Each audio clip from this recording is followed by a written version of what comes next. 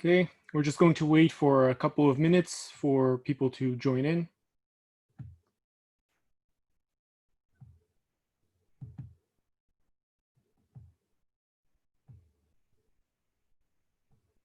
So we'll be starting at 7 o'clock sharp.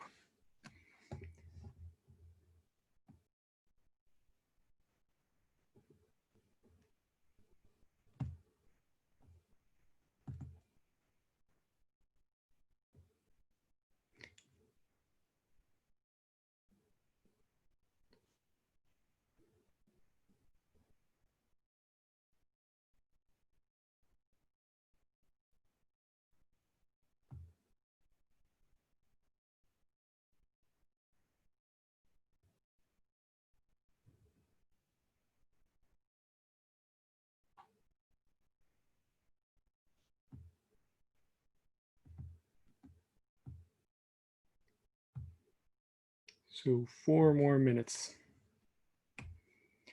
Guys, for now, let me know if you can hear me, if you can see the screen well. Just put a plus sign in the chat or something.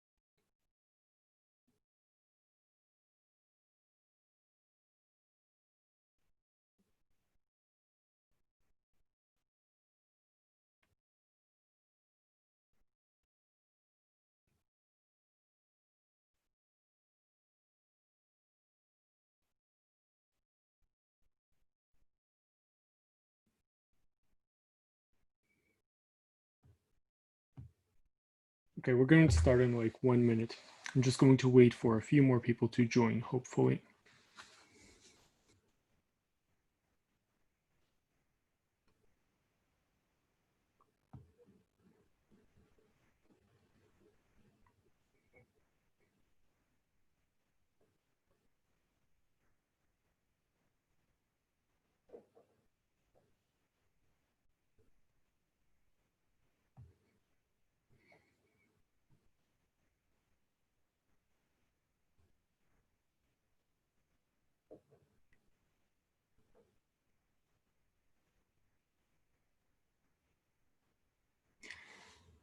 Okay, let's get started. So everyone, welcome. Today we will be discussing how to create neural networks. So we'll just cover some of the theory stuff. We'll talk about data science, where it's used. We'll talk about the different types of neural networks that we have. We'll be discussing some of the theory things. So if you have any questions during the webinar, you can just type them in the chat, and periodically I will just take a pause and answer any questions. So first, let's start with a few words about us, about our organization. We are a commercial university. We have almost 2,000 people that are enrolled in our courses. And this number has been growing exponentially. So we are almost 2 years old now, and we have been growing rapidly. Right now, we have 15 courses. So we have 2 main courses where people who attend these courses, they come in, they don't have to know anything about neural networks, and we just teach them from the ground up. By the end of that course, we cover all of the different types of AI that we have. We cover deep learning, we cover text segmentation, and all of the other topics. Then after that, we have additional courses that sort of go and further and build on top of that. So our main course, we might have just a single lecture that has to deal with classifying texts. But then, on top of that, we can have like a whole separate course that goes much, much deeper into that topic, or we can have something that deals with image segmentation. And again, we would have a separate course that delves much, much deeper into that topic. So on the other end, we have courses that are more oriented for beginners. Right away, I want to say that creating neural networks is not very complicated. Like, the amount of math that we need and the amount of coding that we need really is quite basic. But sometimes for people who aren't feeling comfortable with that for whatever reason, we have separate courses that sort of gently glide you into the subject. So for example, we have a course that introduces people to programming in Python just by starting from the very, very basics and going up and up in difficulty. We have a course that covers mathematics, so a course that sort of provides the introductory math. It's nothing difficult. We only really need like high school level, maybe first year university level math. But then we also have a separate course that is much more on the higher end in math. So that's like for the senior developers who are creating their own sort of math for all of these neural networks or all of these algorithms. We have a separate course that deals with collecting databases, how to collect database, how to integrate the final product into production. All of the content in these courses is made by us. It is made by our developers, which we employ. And another thing I just want to touch upon is that our university, we have several big projects that we're proud of. So we have one neural network, which has to do with, it's sort of like Tesla's autopilot, except it's for drones. So for those little drones that just fly around interiors, sort of, a drone can navigate through some interior building. It might see, for example, it might see that this is a doorway, and depending on if that's a doorway, it might choose to go through that doorway, or it might choose to go through the window, depending on if there is a window pane installed. So it can navigate on its own through an interior of some building. And it can actually collect all of data. It can take a bunch of pictures and it can retrieve information from those pictures. It can sort of filter them down on their own to determine maybe if something has been built from the previous day. So just like that, it can fly around some perimeter, some construction zone, and provide useful information. Do the walls still need to be painted? Do the doors still need to be installed, or the window panes, or something like that? We also have created neural networks that deal with sort of medical purposes, for medical purposes. One neural network that we have allows someone to take a picture of some skin rash or some other skin condition, and just like that, the neural network knows which disease is present, and it can give sort of advice as to how to treat that. So right now we are working on improving the accuracy for that. The accuracy is pretty good, but it's not quite where we want it. We think that if we increase the database, it will give even better results. And the other one that we have allows to do the same thing, but just by giving like an audio or some text description, it can give a very high accuracy. It can determine with a very high accuracy which disease is present. So for instance, you might tell it something like, oh, my back hurts, or oh, I have regular chest pains when I do this or that. And provided that the description is coherent, the neural network actually determines, classifies the disease with a higher accuracy than most doctors. So this is a tendency that we'll be seeing quite often with neural networks, with all sorts of AI. They can solve problems oftentimes better than human experts can, that have sort of trained their whole life how to do this. We also have another really ambitious, really big project that I want to briefly mention. We are developing a neural interface that allows a person to basically control a computer with their mind. So some electrodes would be attached to like the forehead, the temples, and those sensors, they would read in the brain waves. And based on those brain waves, we've been able to get text to appear on the screen, exactly what the person is thinking, that you would think like really, really hard that you wanted this message to appear on the screen. And just like that, it would happen. So right now we are working to just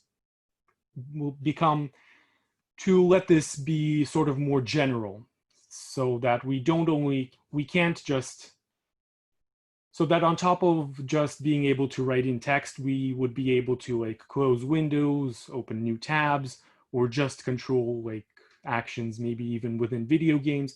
And we really think that someday this will redefine the mouse and keyboard. We won't just be using the mouse and keyboard. We would be using that to control the computer. So one more thing that I want to briefly mention is that our university specializes exclusively in artificial intelligence.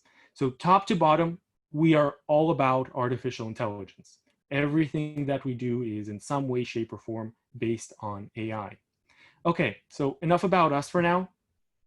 Let's get on to the actual content. So, artificial intelligence. A lot of people ask, what is artificial intelligence? What is it defined by? Artificial intelligence is something that performs some kind of intellectual task. So, what is an intellectual task?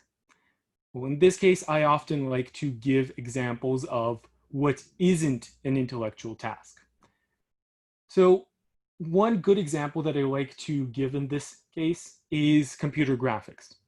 The image that you are seeing on the screen right now, so the silhouette of this person, the text that appears on the screen where it spells out AI performs intellectual tasks, the picture that you see from the camera feed, all of that is drawn using pixels. There are well over 1 million pixels on pretty much every monitor.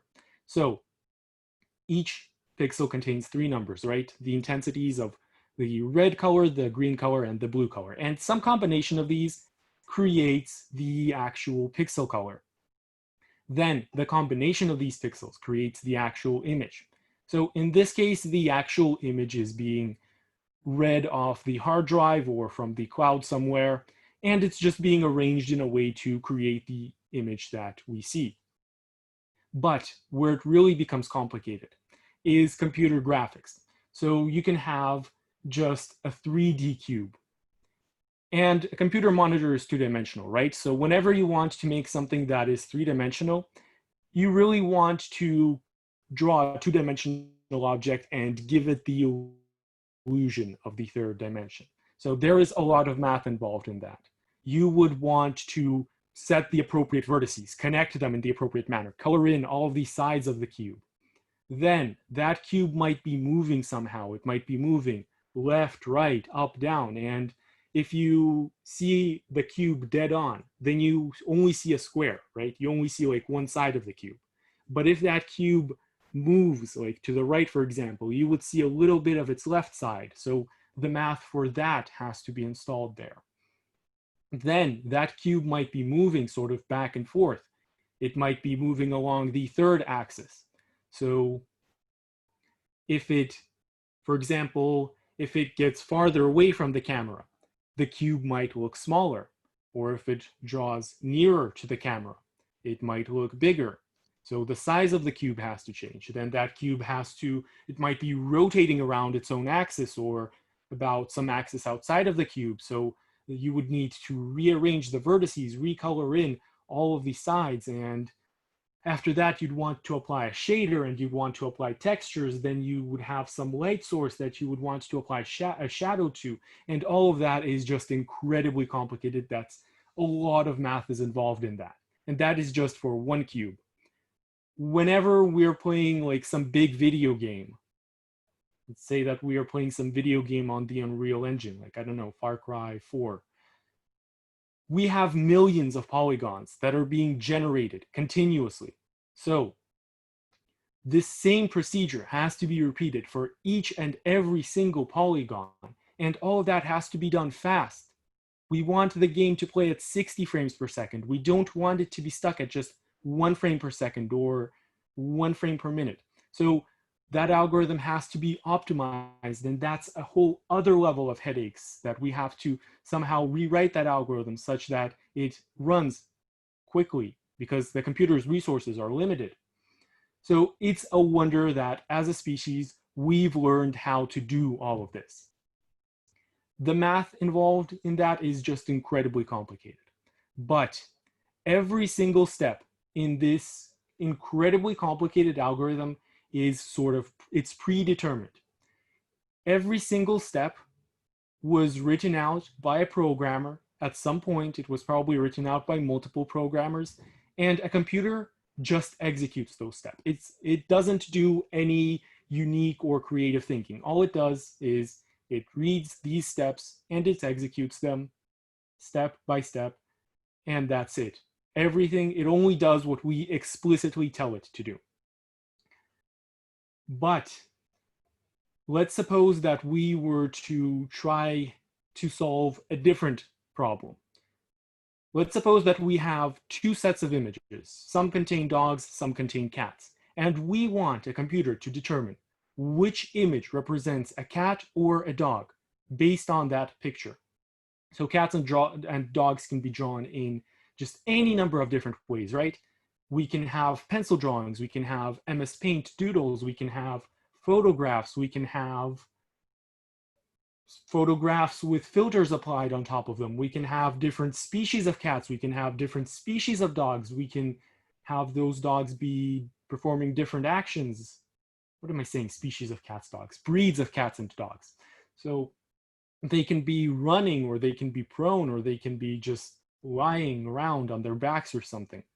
And for one collection of pixels, we want the computer to predict that this might be a cat. And for some other collection of pixels, we want to predict that it's a dog. This task is very simple for artificial intelligence to solve, but it is pretty much impossible to solve using any sort of deterministic algorithm. Like, you could probably do it, like in theory you could do it, but in practice, I don't think anyone would manage to do it even in 1,000 years. Or if they would, then it really wouldn't be any good. Like, maybe you would have 80% accuracy where you predict the correct result 80% of the time, but we want 100% accuracy. So we need to use artificial intelligence to solve this problem. And this is just one example. We can have any number of problems that require artificial intelligence to solve. So Tesla's self-driving cars, for example, you can't solve that using a deterministic algorithm, where what action does the autopilot do in any given situation?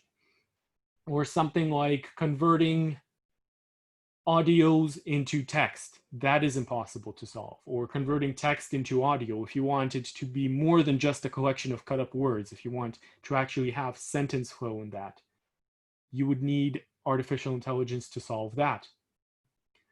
Something like generating music or generating imagery. So we will be seeing a lot of that. That requires artificial intelligence to solve. So all of these things need artificial intelligence. We need the computer to think just a little bit outside the box, just a little bit outside its narrow set of instructions to be able to solve these. So we have two types of artificial intelligence. We have what we usually see in the movies, sort of like Skynet, some artificial intelligence that is like a machine in and of itself. Like, it can think creatively, it can maybe even experience emotions in some cases, but it can perform a wide variety of tasks. So this type of intelligence doesn't exist yet. It will probably exist in 30, 40 years, maybe a bit more, minimum 30 years, but we know that it is possible. One day, someone will invent something like that. What we have right now is called narrow AI. So this kind of artificial intelligence is only good for performing one specific subset of tasks. For example, when you have Tesla's autopilot, it can drive cars very well. In many cases, it can drive cars better than actual people. Like, I believe, and don't quote me on this, but I believe Tesla's autopilot is less prone to accidents per million miles than most drivers are. So that same autopilot, however, it cannot do something like cook food for you. It cannot predict the weather, or it cannot create music. And an algorithm that can create music can't drive a car, it can't predict the weather, and so on. So this is where we have narrow AIs. They are only good for one specific task. And here we see some examples. Okay, guys, okay, for anyone who has joined, I want to say, feel free to ask any questions in the chat. Any questions you might have, feel free to ask them. Normally, I would stop in between some slides to answer any questions that you might have, but right now I'm not seeing any questions. So these are some examples of the different neural networks that we have. So all of these examples have to do with generating imagery. So for example, this section right here, these people don't exist. These people have never existed. They will never exist. This is an example of a neural network that created all of these people, that just generated these faces on its own. Then to the right of that, we have a neural network that edits photographs. So the top row contains the original imagery. Then the middle row, some scientists, whoever made this neural network, they just sort of erased some of the features. So like here, they erased the jawline a little bit, and they redrew some of it with a pencil. So they redrew the eyebrow, and the neural network understands what that means. It understands that a line here means that it corresponds to the jawline, or that the line here corresponds to the part of the nose, or this here is the eyebrow. And it redraws the whole image in such a way that it looks realistic. It just edits it in such a way that it's not just a goofy Photoshop. It actually looks like an actual photograph. Or in this middle column, we have this person in the top row that doesn't have hair. Then they drew some hair, this goofy looking hair. And the neural network understands that anything in this part of the body corresponds to hair, so it just completes the image. Then this one is my favorite. So this one is from NVIDIA. On the left side, we have just an MS Paint doodle that's supposed to represent some sort of landscape. And on the right side, we have a landscape that is generated. This is a fake landscape. It does not exist. So this landscape was generated by a computer, and it's generated in like seconds, microseconds actually. So the imagery that we have on the left, we have, like, for example, this little blue line corresponds to the waterfall.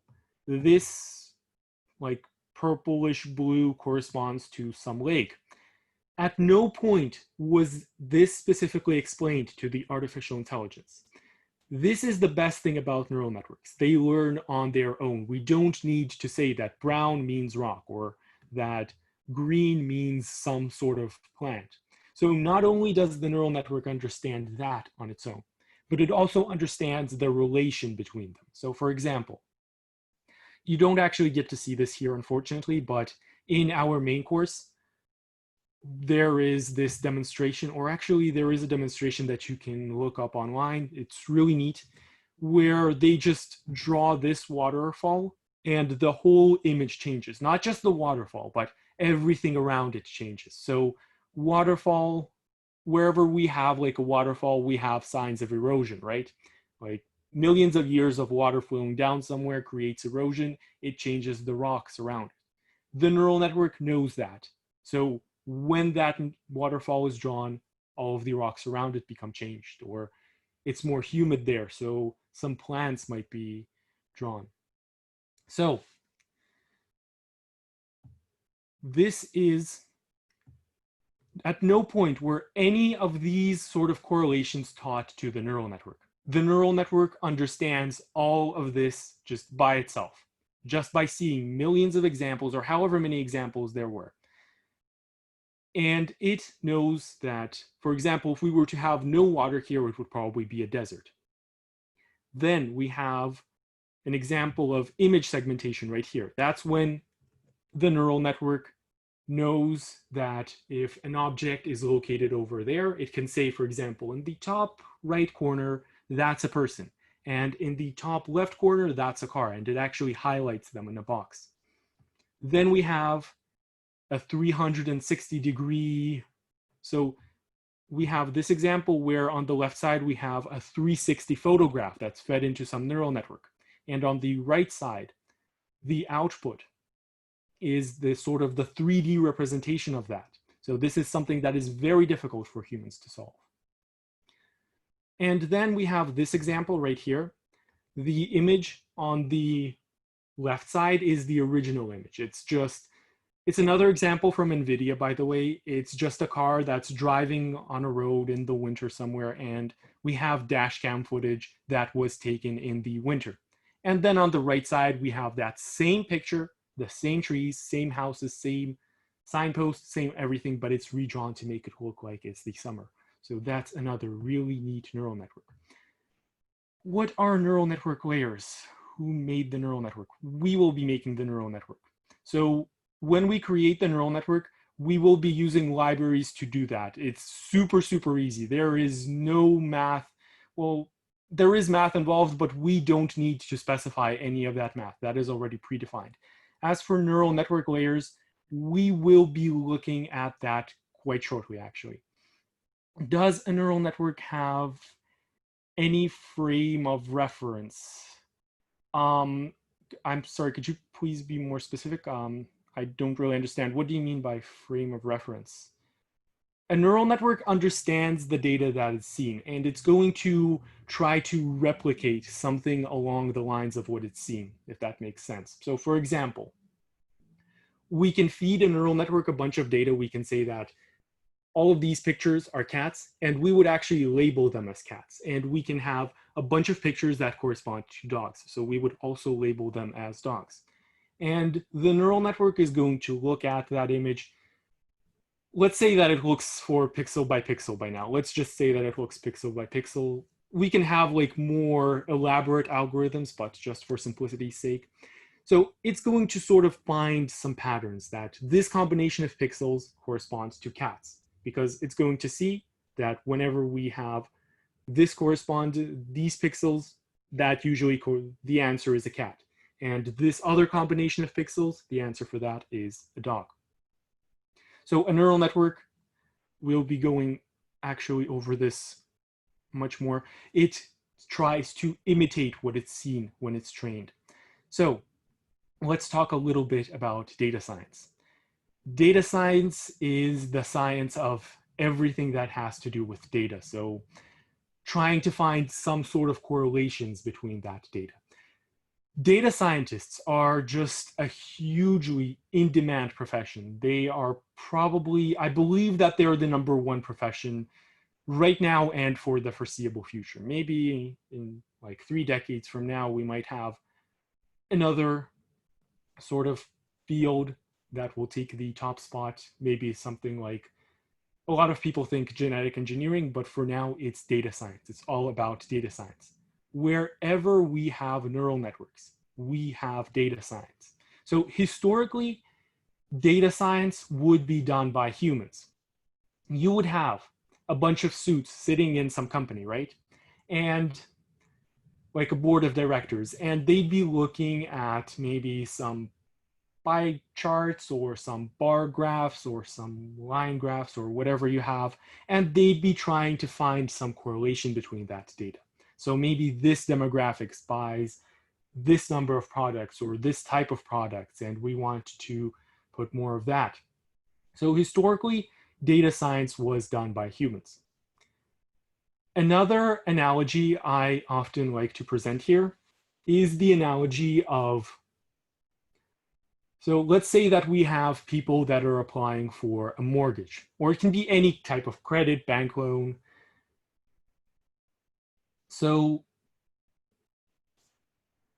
in most cases, banks are interested in giving out the loans, right? Because they know that they will be paid that loan back plus some extra percentage on top.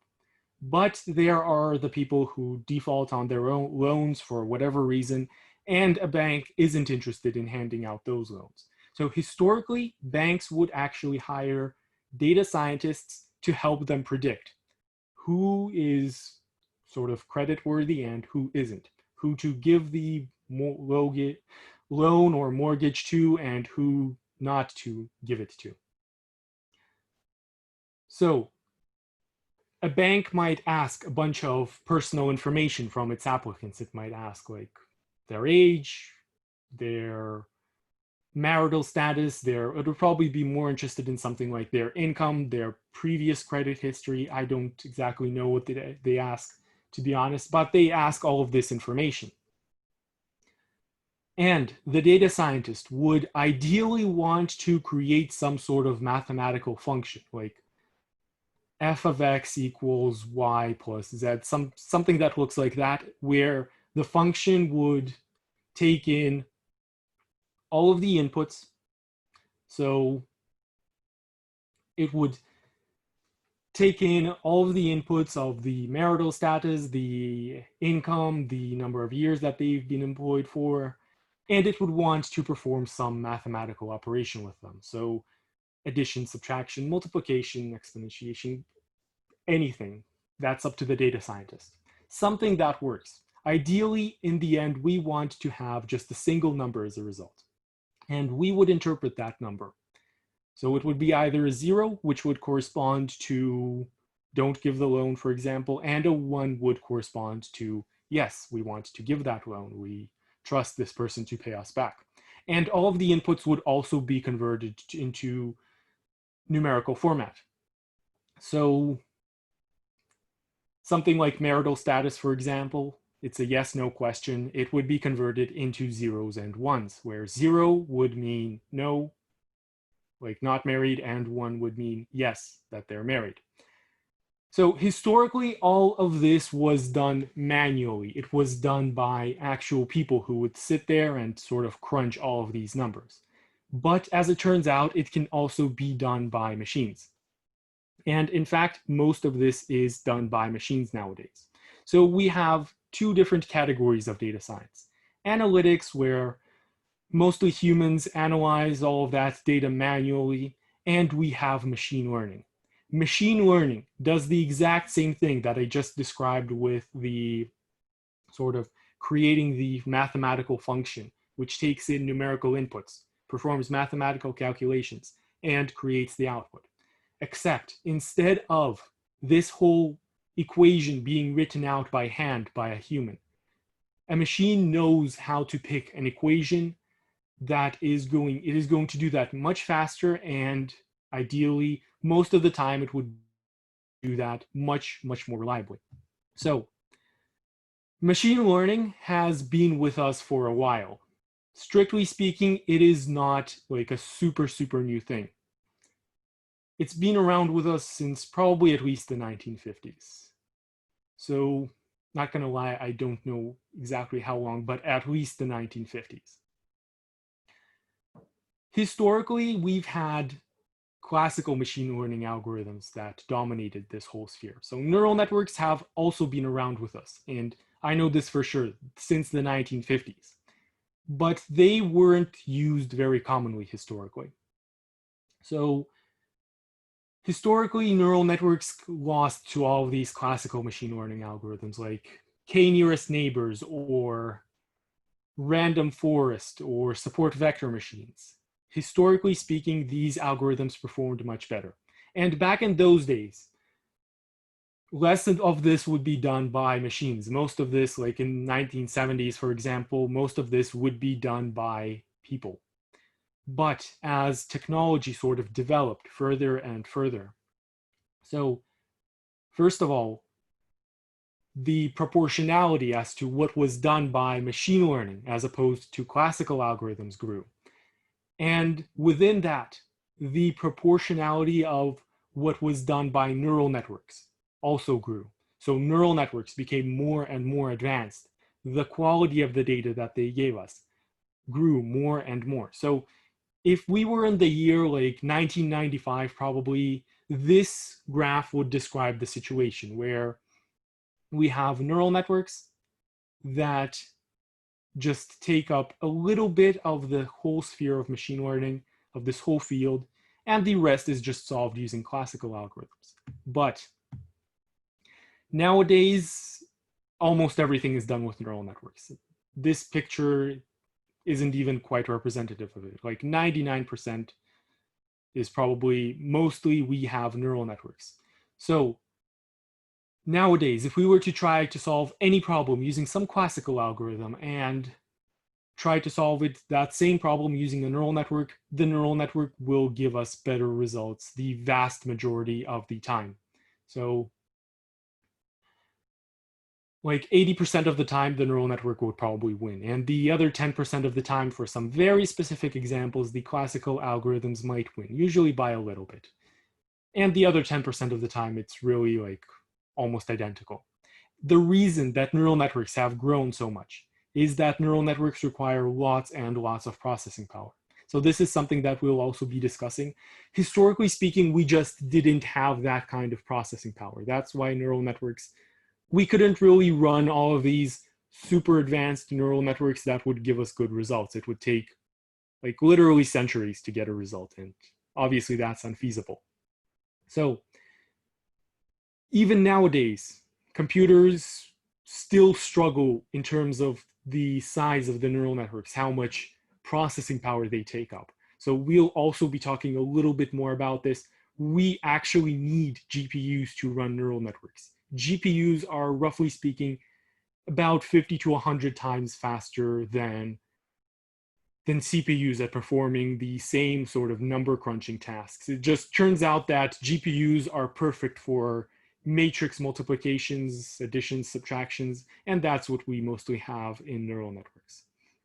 So in our case, in our main course and in general, we have some open source sort of free to access graphics cards that we'll be using. Google Colaboratory gives us this functionality. Google Colaboratory lets us play around with a pretty serious GPU that would cost thousands of dollars to buy otherwise, but we can only use it for learning purposes because otherwise, like, Google will literally ban your account. Google doesn't want you using that for commercial purposes. So a little bit more about machine learning. We have two categories of machine learning. We have what is called the simple tasks. This is where 80% is, by now probably around 80% is dominated by neural networks, and the other 20% is machine learning. So simple tasks might be something like determining what is a cat or a dog. That is an example of a simple task. Classifying the texts by which author they were written. So for example, that might be a simple task. You would probably just read in that text a few paragraphs, and depending on which words were used more often, the neural network can classify that this text was written by this author and the other text was written by another author. So these are the simple tasks, but right now we are seeing the advent of deep learning. These are much more complicated tasks that require much more thinking, you could say. These problems cannot be solved using the classical algorithms. So this field is entirely dominated by neural networks. And this field is growing as well. It's growing in proportionality to everything else. So deep learning might be something like a self-driving car. Might be something like facial recognition or audio recognition. Not just recognizing someone's voice, but something like converting audio into text, or something like generating images. All of these are examples of deep learning. These things cannot be solved using classical algorithms.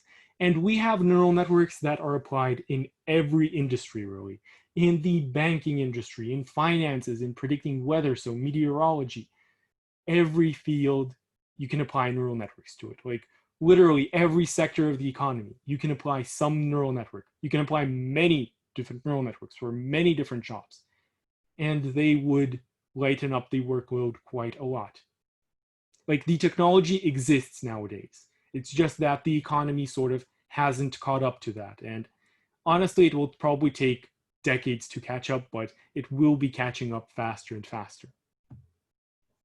So, neural networks. We've talked a lot about how they're so wonderful. We've talked, okay, Q&A question. Apologies, I just saw this. How is feedback provided for drawing examples?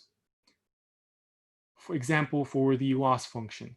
Tara, so the loss function is defined as we want to define it. It can be defined in any way that we want.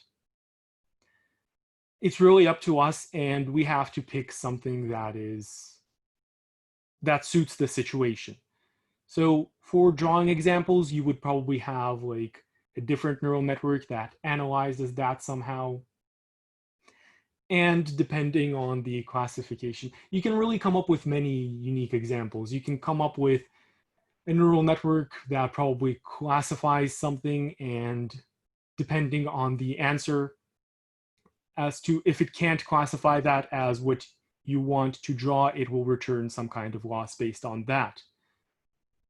Otherwise, I don't know. Honestly, you can probably create it. This is up to like a senior developer could create any number of different loss functions for this.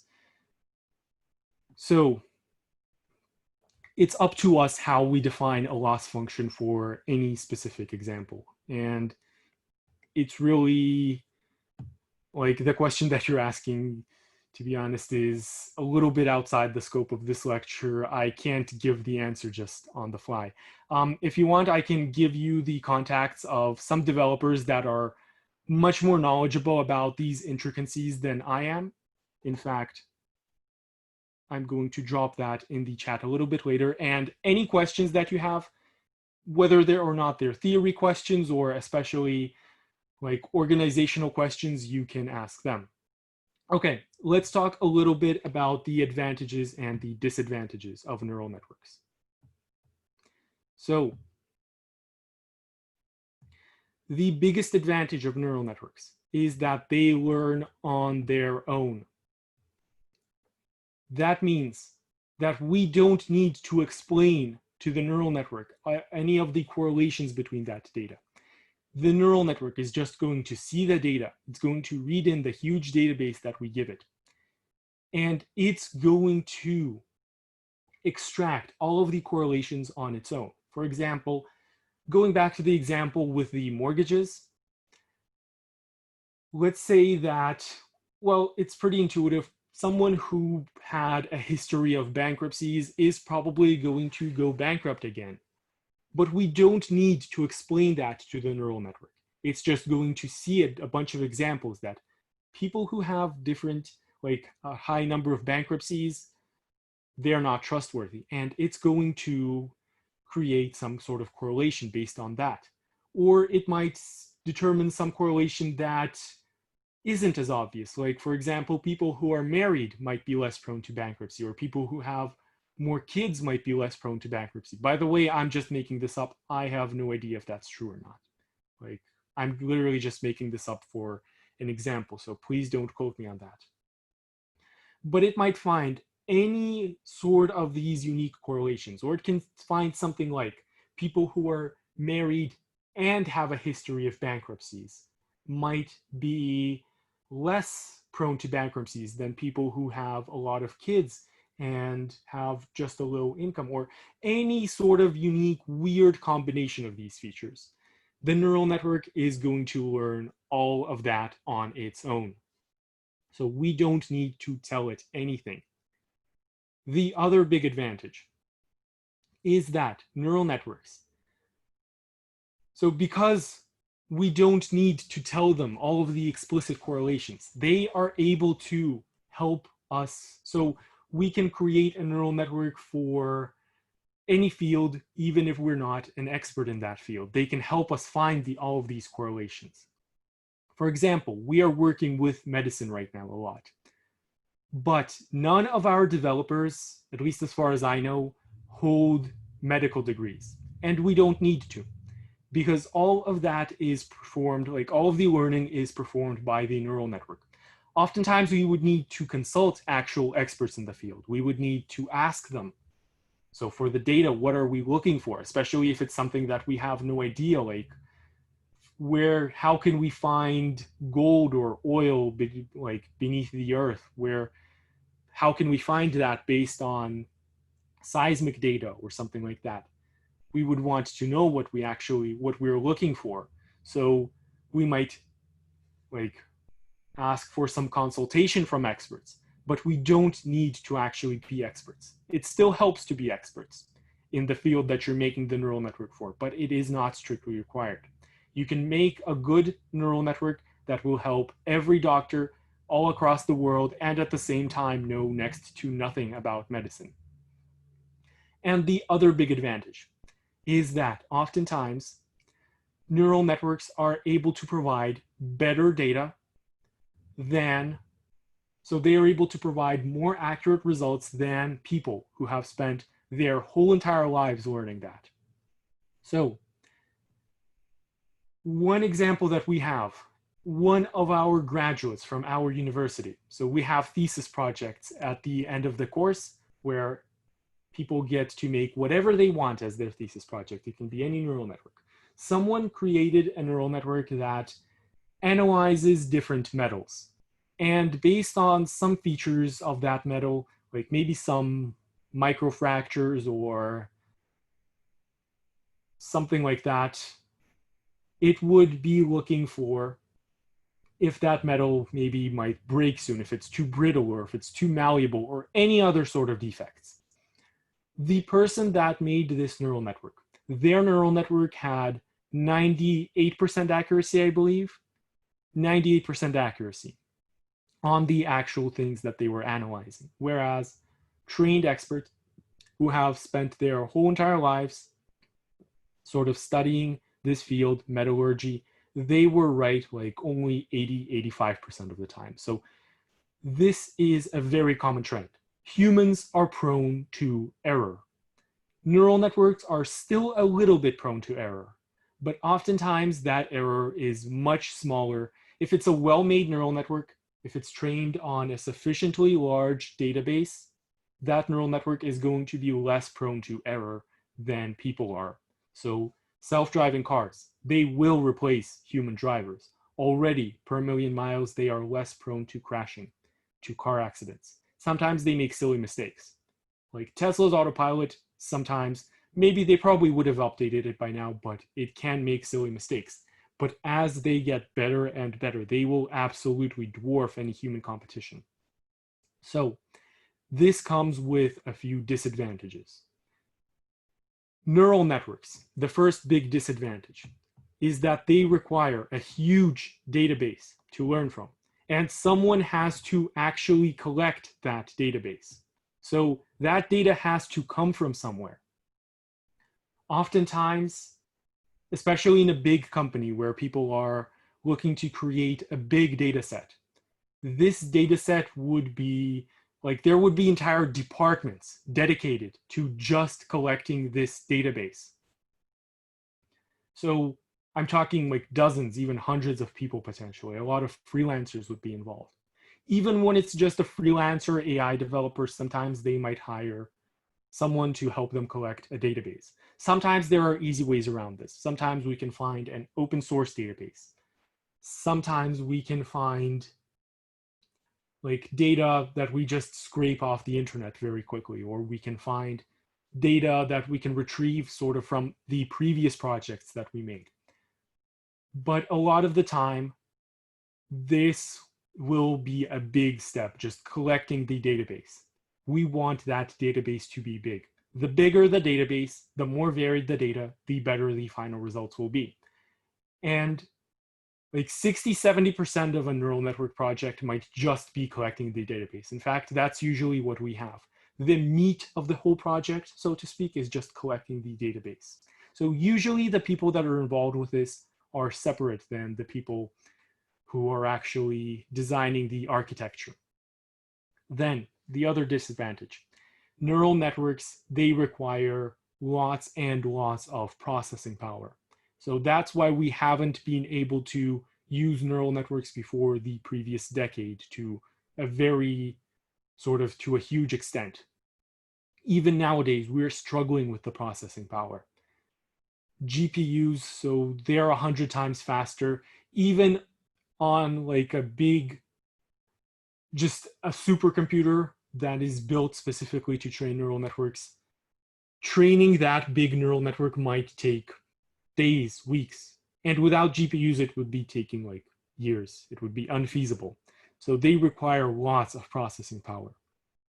And the other disadvantage is that neural networks are kind of a black box. So they give us some answer to any sort of question that we ask them, to anything that they're designed to predict or classify or generate.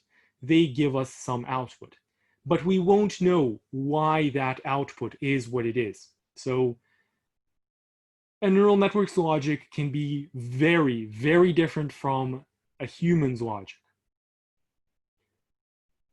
So this is really only a problem in fields where it's absolutely necessary to explain step by step how some conclusion was reached. An example of this might be court cases.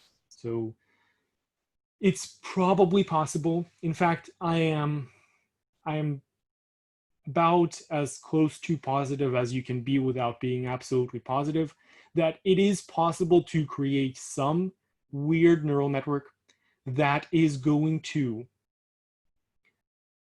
look at people's faces, so like the defendant's face and the accuser's face, and based on just the sort of physical features, just sort of work like a lie detector, but just by looking at people's faces, determine whether or not the accused is guilty, whether or not the defendant is guilty.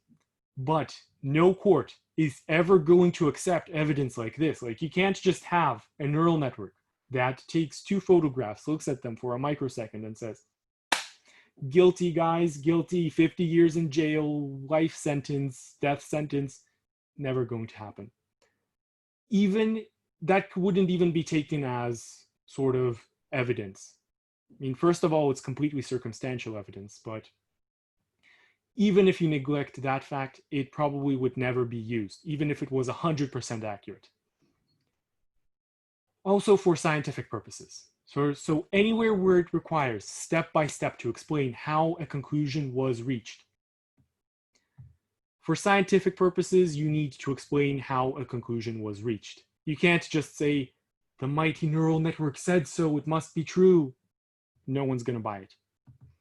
So in some ways, this is really neat if you think about it. Like, we are receiving the input of something that isn't a human, which if you think about it is kind of really amazing. But at the same time, there are a few limitations that come with that. Okay, so we have a few questions. Chat is the comparison in job availability between the data collection personnel and the data scientists, and pay comparison. So the data scientist would usually be paid more.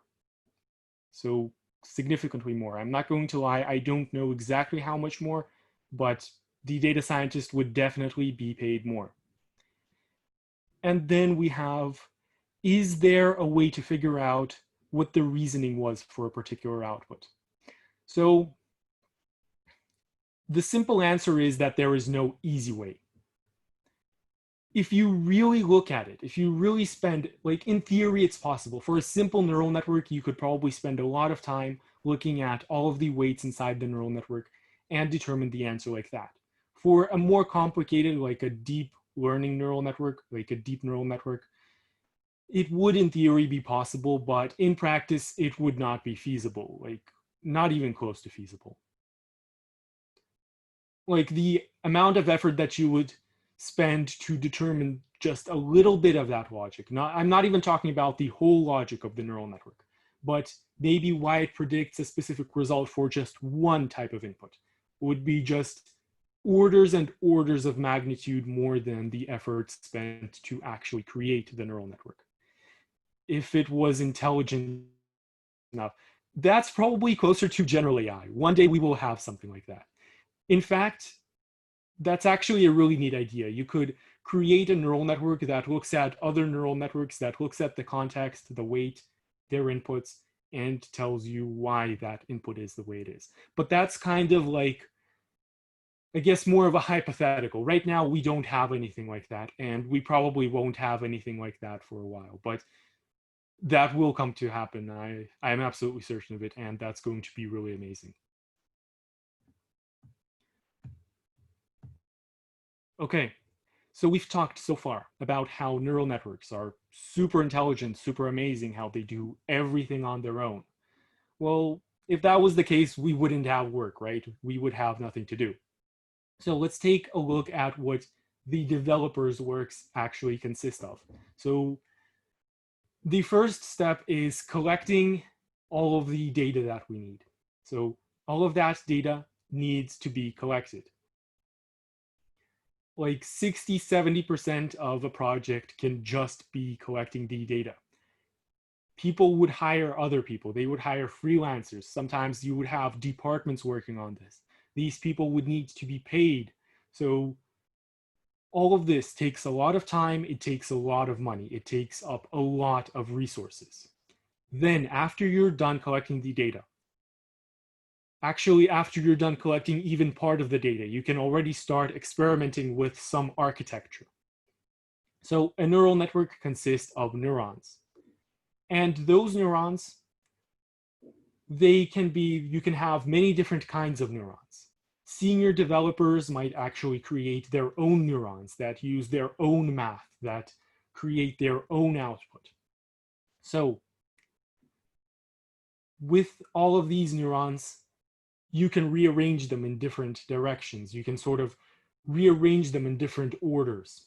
You can have one layer of neurons feed into another layer of neurons, or you can have one layer feeding into multiple layers of neurons. And those layers of neurons would feed into some other layers. There is a nigh infinite amount of architectures that we can select. Like in practice, there might be effectively, there is an infinite number of different architectures that we can choose. We can mix and match all sorts of features. So we might experiment around with this. In fact, this step will involve a lot of guesswork, a lot of experimentation. We might choose to do something that we would see has a positive result. And then we might experiment some more and we see that we did something else that seemed to have a positive result. Then we might combine the two things that gave us good results and maybe we would get an even better result. Or we might combine the two things that gave us a better result and we might have garbage as the result. So it's absolutely not a fact that we would have good results if we combine two or more things that otherwise would give us good results. There is a lot of guesswork involved, a lot of educated guesswork involved in this step. So testing out all of the different architectures. We would probably test out 50, 100, several hundred different architectures, and we would see which one works best. In fact, this point is why AI development it's sort of a little bit different from all of the other types of programming that we have. So it's a little bit different from just game development or web design. It's more closer to sort of scientific work in this case. So we would create hypotheses and we would test out those hypotheses. Then at every step for every architecture, we would be observing the accuracy that the architecture gives us. Neural networks are very prone to what is called overfitting. So that's when they kind of memorize the inputs that they've learned. or the inputs that they've seen during the training process and the correct results. And they give very good data. They give the exact accurate results for any data that they've seen during the training process. But they give terrible results for the data that they haven't seen during the training process. Ideally, we want the neural network to generalize. We want it to not just remember which combination of data points corresponds to which answer. We want it to actually retrieve all of the sort of correlations. So after we're done with this step, after we're done training the neural network, after we've satisfied that it hasn't done any overfitting. So overfitting might be something like if you have a student that's studying for a math exam that memorizes the answer to 7 times 5 equals 35, but the exam has the question of 7 times 6, and the student doesn't know what the answer for that is. So assuming that that hasn't happened, assuming that the network has generalized well enough, we would conduct a series of tests to make sure that the neural network has generalized. And after that, we would just have a little file stored somewhere in our hard drive. So this file, it would just contain all of the numbers. It would sort of contain the actual equation. Again, going back to the example with the data scientist that creates the mathematical equation, this file would contain the equation that the neural network has created. But we would want to integrate this somewhere. So we might want to have something that recognizes audio. So we would want to implement that into our phone so that when we say, "Okay, Google," the phone actually responds to that. We might have some sort of factory if we implement this into a factory, into a conveyor belt. Or a self-driving car, some autopilot. We would want to integrate it into some service. We would want to actually make use of that product that we made.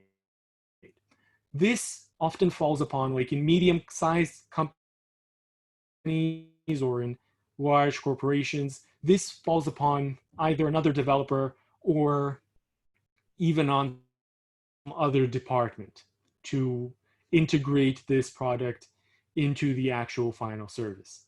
Sometimes for like in small companies, you might have the same person making the neural network and actually integrating it. So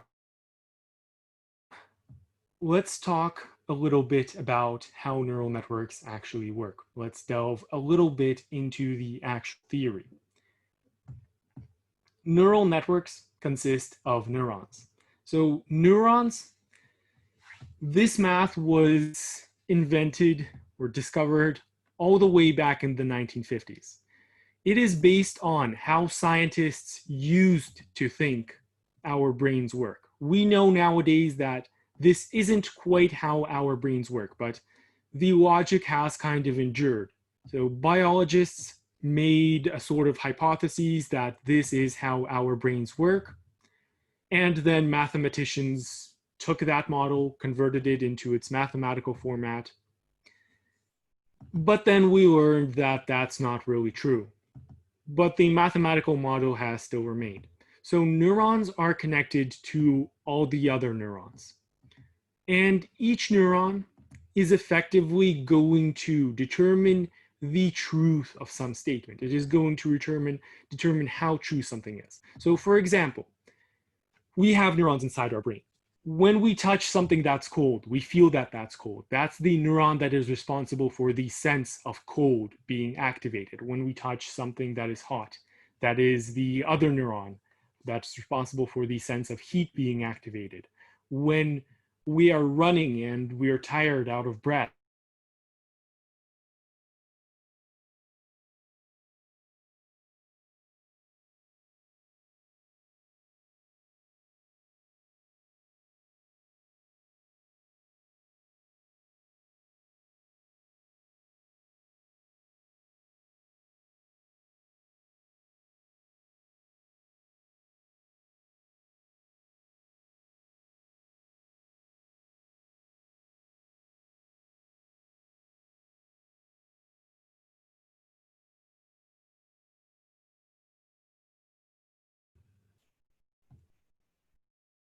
Okay, guys, apologies. Internet cut out for a little while, but we're back now. So sorry about that. Okay, let's go back to our presentation. I'm really sorry about that. Hopefully not too much was missed. I didn't get to see, the internet didn't even tell me that it's cut out, but I've switched over to a more reliable connection. So that should not happen anymore. That was a little bit unfortunate. So anyways, going back to where we were before. What we have, each neuron is going to determine how true a statement is. And it's also going to determine, well, it's going to determine the truth of some statement, and it's going to say how true it was. So for example, we might have a neuron that's asking, is the weight of some animal more than 20 kilograms? In fact, let me just give a little bit of context. So in a very basic example of a neural network, we have three inputs. This is just a very basic example. We have the height, weight, and length of some animal. And based on this combination, we want to determine if that animal is a cat or a dog. Is the weight more than 20 kilograms? That is what one neuron might be asking. So the neuron wouldn't just be asking, true or false, is the weight more than 20 kilograms? It would essentially be asking, like, for example, if the weight is 21 kilograms, the output of that might be something like 0.1. Yes, it's more than 20 kilograms, but just barely a little bit. But if the weight is 50 kilograms, the output of that neuron might be much more. It might be something like 1, or it might be 5, or it depends on what kind of neuron you have. But it's going to tell, yes, the weight is much more than 20 kilograms. So neurons take inputs from other neurons. They just contain numbers, and they perform some mathematical operation on that number, like multiplication, addition, subtraction. And the combination of these operations is going to propagate down some neurons. And it is going to, let's actually give a demonstration. So this is when we have a fully connected neural network. Let's say that we have the inputs, the weight, the height, and the length. Let's say that the weight is 1 and that the height is 2 units. It can be any unit. So we are going to perform some mathematical operation here. We are going to feed this data, and we are going to get a number like 0.7. And from here, we are going to do, so from the other neuron, we would also feed that data and come up with some other neuron. So some mathematical operation would be performed. In this case, we're just multiplying this or adding to some number. We might have 0.3. Then we would add those numbers, and we would have the value of our new neuron. And these numbers are going to be propagating down all of these neurons until we have the output. So in our very basic case, we have 2 neurons at the end. This is a cat-dog classifier. So this neuron tells us how much something belongs to the category of cat. And this neuron tells us how much something belongs to the category of a dog. So this same sort of propagation of numbers would continue throughout this whole neural network. And then we might have 2 numbers at the end. If we have something like the answer for cat is 2 and the answer for dog is 1, then the neural network thinks that the whatever image or whatever data it has, it is more resembling a cat than a dog. So the answer is going to be cat. If we had 0 for the value of cat and 1 for the value of dog, that would mean that whatever input we give it is more corresponding. In this case, the neural network doesn't think that this belongs to a cat at all. In this case, it's going to be a dog. So that is how neural networks work. Also, one thing I want to mention, these things, these lines that are connecting neurons, they are called weights. So we have some number that we feed into the first layer. these numbers are going to be multiplied by these weights, and these weights are initialized randomly. So they might be any random number, typically between -1 and +1, or we could have some sort of normal distribution. They don't have to be between -1 and +1 actually. So for example, this weight, let's say that it's 0.5.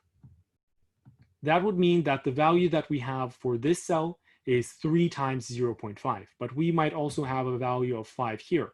And this weight might be 1. So we would have the weighted sum of these numbers, 3 times 0.1 plus 5 times 1, and then we would have another number here. All of these weights are going to be at first initialized randomly, but then the neural network is going to learn.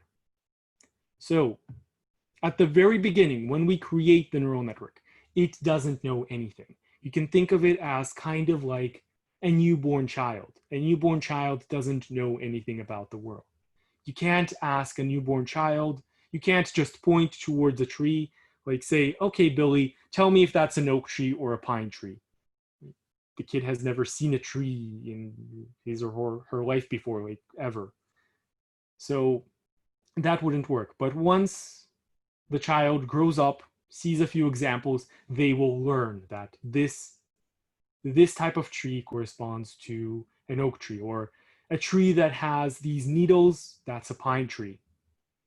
So neural networks work in much the same way. They learn from a data set, whereas a human can see a few examples and be fine, just learn from a few examples.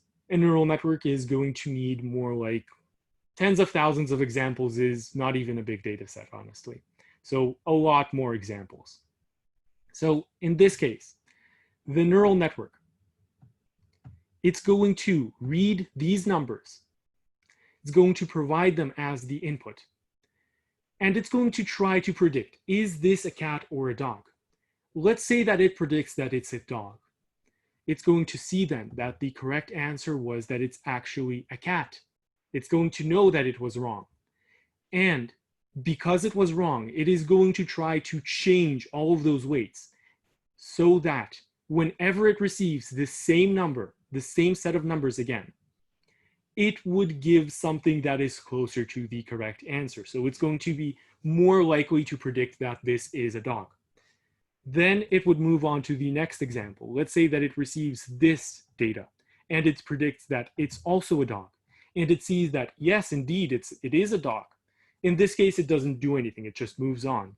But whenever it does something, whenever it predicts something incorrectly, it is going to change all of its weights in such a way that whenever it receives the same input a second time, it is going to predict something closer to the correct answer.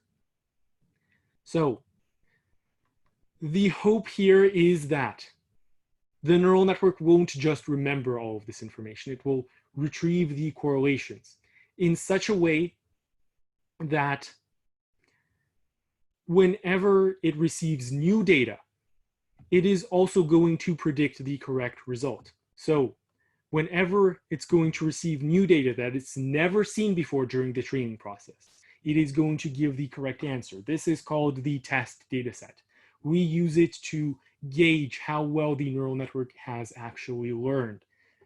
All of these examples, so this is a separate data set consisting of examples that the neural network has not seen during the training process. And the hope is that it will learn all of the correlations. So all that learning is just a long process of adjusting all of the weights in such a manner that whenever the same input is given once again, or some similar, not even the same input, in such a way that the neural network is going to learn how to perform that exact task. So all of the neurons are going to fire in a specific pattern to allow the neural network to perform the necessary tasks. So all a neural network is a bunch of neurons connected to each other by weights. And all these neurons do is just determine the truth of some statement. Effectively, that's what they do.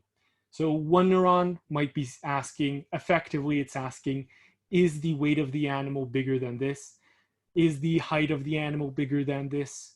And then the next layer of neurons might be asking some combination of these previous questions, like, is the weight at least twice the height, or is the animal at least twice as long as it is tall? In this case, I'm giving like a sort of intuitive example of this. In practice, the logic that is used behind neural networks is just crazy. Like, it's very distant from any human analogy. So at the end of this, the neural network will come up with some set of questions, and it will learn exactly which set of questions will need to be asked in such a way that it can generate the or classify the correct result. So this first layer of neurons might be taking in some basic data, the weight, the height.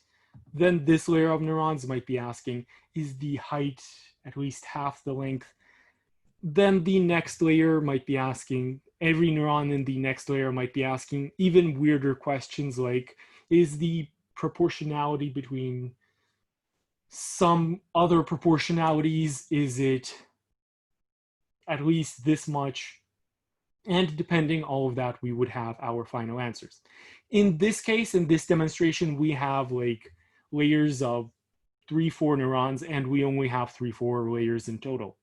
In practice, our neural networks will have thousands of layers not thousands of layers, thousands of neurons per layer. Well, in theory, they could have like a very advanced neural network could even have thousands of layers, but the examples that we go over in the main course, usually a few dozen layers. So they are much more elaborate than this. So this is just an oversimplification. Okay, let's talk about gradient descent. This has to do with how the neural network actually learns. So right now, someone asked the question about loss. Tara R asked the question about loss. So right now we're going to be talking about the loss function. Loss is a measurement of how wrong our answer is at any given point. It's a numerical measurement of how wrong our response is. So we can define it in any way we want.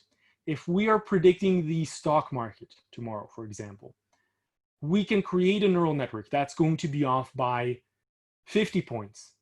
Like, it's going to predict that the Dow Jones is 26,000 tomorrow. It's going to be 26,000. But we see that the next day in practice, it's like 26,050. In this case, we can define the error to be 50. So just the amount of how wrong we were. That's not as bad as if we were off by 500 points or 5,000 points. So loss, or the amount of error we have, is a numerical representation of how wrong we are. It doesn't have to be just a scale, like just scaled directly linearly as to how off we were in the number of points. We can say that if we're off by 1 point, we have an error of 1. If we're off by 2 points, we have an error of 4. So our loss value is the sort of how much we were off by squared. We can say that it's the sinusoid of that, or something like that, or some exponent of that, or anything we want. We can define it in any way that we want. Usually there are predefined sort of, the commonly used loss functions are defined for us, and we don't need to delve into all of that math. We just sort of need to pick the right answer. And that is much, much easier than actually coding it. So gradient descent is the algorithm which the neural network is going to learn by. Anytime the neural network evaluates some set of data, it's going to predict the response, and it's going to predict how off it was, how wrong it was. It's going to predict that in a numerical value. Then it's going to rearrange all of its weights. It's going to perform back propagation, and it's going to rearrange the weights of every single layer in such a way that the overall loss function will decrease. Its value will decrease. So the loss is how wrong we were. That's a measurement of how wrong we are. If the loss decreases, then the accuracy increases. So if we were to visualize this process, right now we are visualizing a very, very oversimplified example of this. We have a two-dimensional chart, so just a single line. This would be the case if the neural network only had a single weight. In practice, we can have millions of weights is a tiny neural network. We can have billions of weights. Supercomputers might be working with trillions of weights. I mean, billions of weights is actually kind of big. So maybe like hundreds of millions or tens of millions. So tens of millions is just what we'll be running on a laptop, a PC, and like very quickly. So all of the weights are going to be rearranged in such a way that the value of the loss function decreases. In this case, we only have one weight. That's why we can make a two-dimensional chart. We can't visualize a million dimensions. So the weight would be changed in such a way that, so we would see that we are located at this point where we have this amount of error.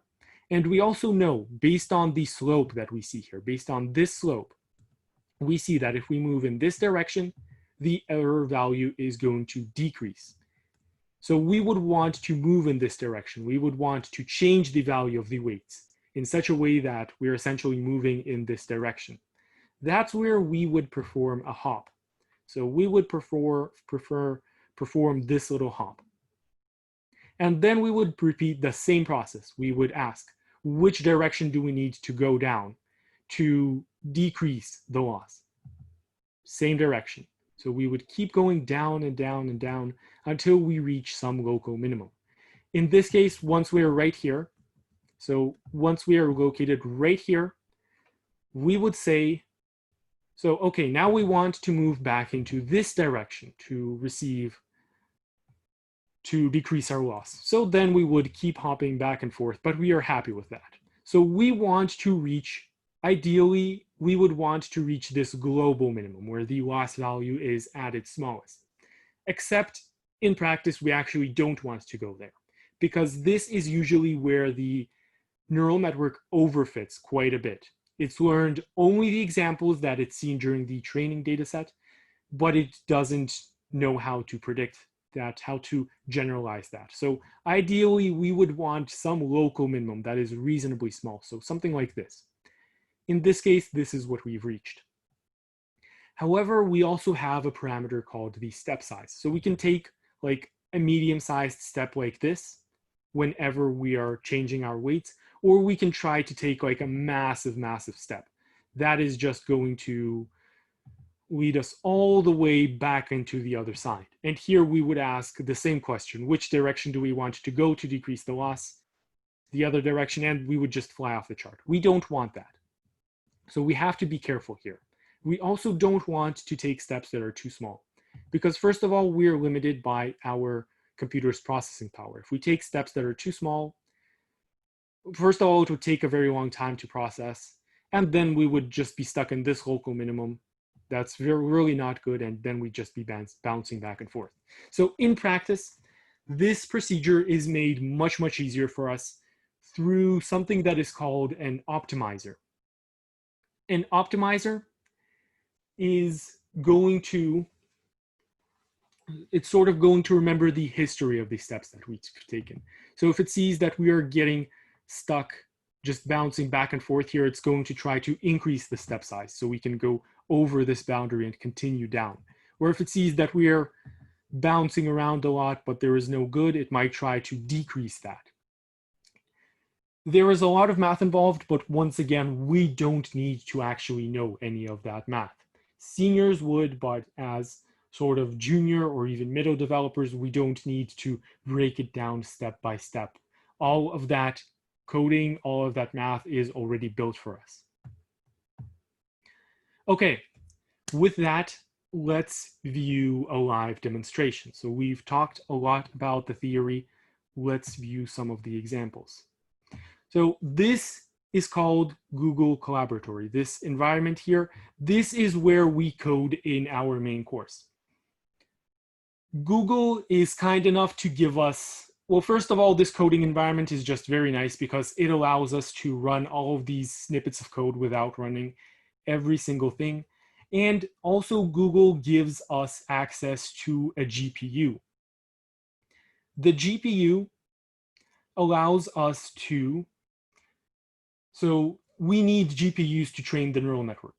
And Google's GPU, it's like the one that Google allocates us, it has like 12 gigabytes of VRAM. That's a pretty powerful GPU. Buying this on the market would cost thousands of dollars, like $3,000, $4,000. So we are just going to write some code in these cells, and Google is going to run this sort of automatically, or it's going to be uploaded to Google servers where the code will run. So let's demonstrate some code that our university has already made for us. Okay, I have to rerun these cells really quickly here. Have to mount the drive, apologies. In the meantime, I can answer any questions that you have, if anyone has any questions. Oh, this is pain. This clunky UI.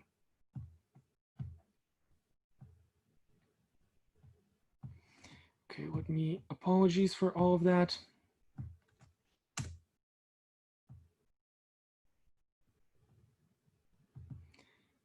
Okay, so right now we mounted to the Google Drive.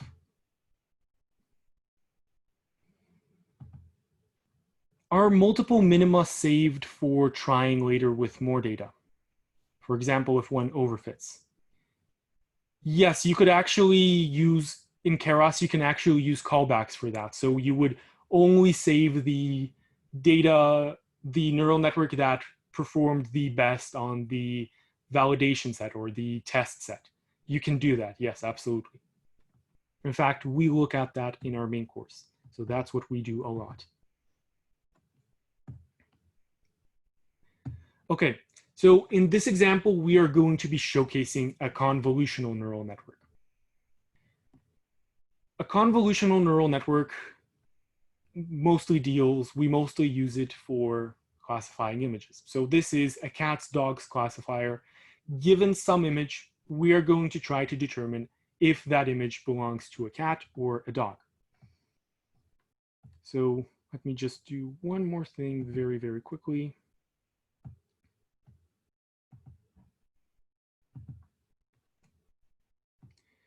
While the whole data set is loading, this data set has 25,000 examples. So we'll be seeing this neural network train sort of live. So it's going to take a while to load 25,000 examples, usually takes like 30 seconds or so. In the meantime, folks, if you have any questions, I will absolutely be happy to answer them. In fact, also for any questions that you have in general, especially related to organizational stuff, I'm just going to drop the contacts of our university, the phone number, the email, and the website that you can visit at any time. Okay, we have another question. What exactly is it doing right now? Right now it's being slow. Ideally it should, okay, there we go. So it downloaded, or it loaded up these images. So we had some images that were stored on the Google Drive. We had 25,000 images, and it just took a while to load. Fortunately, this step took a little bit longer than I thought it would take. So this is what our data is going to look like. We have cats and dogs, just any kind of cat, any kind of dog. They can be like, we have all of these different backgrounds. And the neural network has to learn the differences between these animals. So right now we are going to train the neural network. And just like that, it is going to run through all of these epochs. An epoch is how long it takes to run through the training data set once. So once we've exhausted 20,000 training examples. I think we have 20,000 training examples here and 5,000 test examples. It will move on to a new epoch and it would try to classify them again. And right away we can see in the very first epoch, the accuracy for the training set was not good. Like 50% is just randomly guessing. If it were to say that every single animal is a dog, it would get 50% accuracy. 66% accuracy is a little bit better than that. It's like 2/3 here, but it really isn't good. And the accuracy on the test set, this is what we really care about. That is even worse, 50%. That's just guessing. It doesn't know anything at this point. This is when the weights were just initialized, and in this case, it just hasn't had enough time to train. But then, as we keep giving it more and more data, as it iterates through the same data many times, so many epochs, the accuracy increases. Like we have 84%, then we have 88%, then we go into 93, 95, 98, 99%. But ultimately, all we care about is this. We care about the accuracy on the test set and the training set. So, we only care about the accuracy on the test set. We don't care about the accuracy on the training set, because this data set sort of lets us imitate any sort of examples that the neural network is going to see when it's actually working. So here we had like a steady increase. It went up to 93%, which is okay-ish. Like for a simple neural network, that's okay.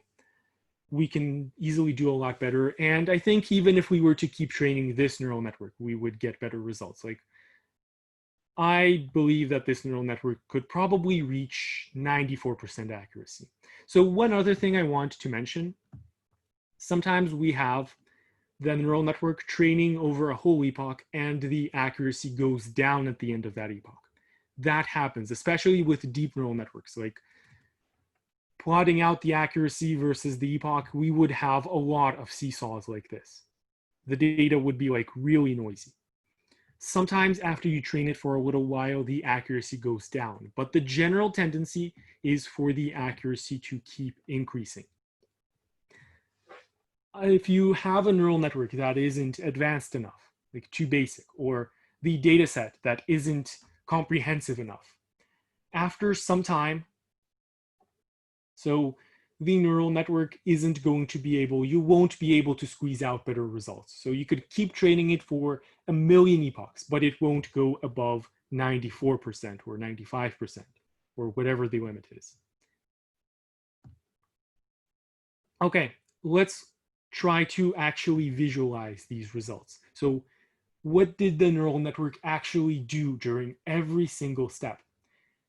So in the first epoch, we had terrible accuracy. This is, the neural network just classifies everything as a cat and a dog, or the same animal, whatever it classifies it as.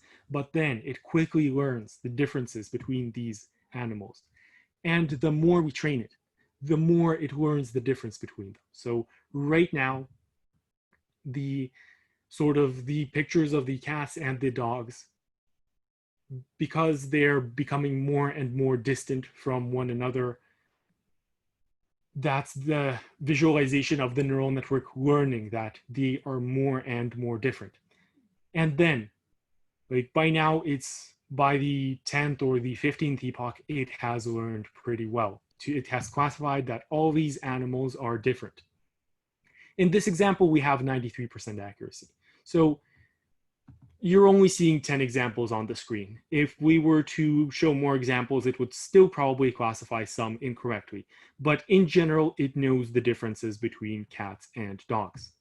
It learns them. Will it become more accurate if you give it a larger training set? Yes, very often. Very often, the training set is the deciding factor. You can play around with hours with the architecture and see that you just can't get better results. But once you augment the data, so augmenting is like you change the data a little bit in such a way that you have more data effectively. We cover that in the main course in much greater detail. So that's like changing the image just a little bit, but the image is still the same. Or once you do something like that, just increase the data set in general, you will get higher accuracies a lot of the time. That is assuming that that data set contains the information through which you can get the higher accuracy. Well, usually that is the case. Okay, let's show another example. This is going to be an example of regression.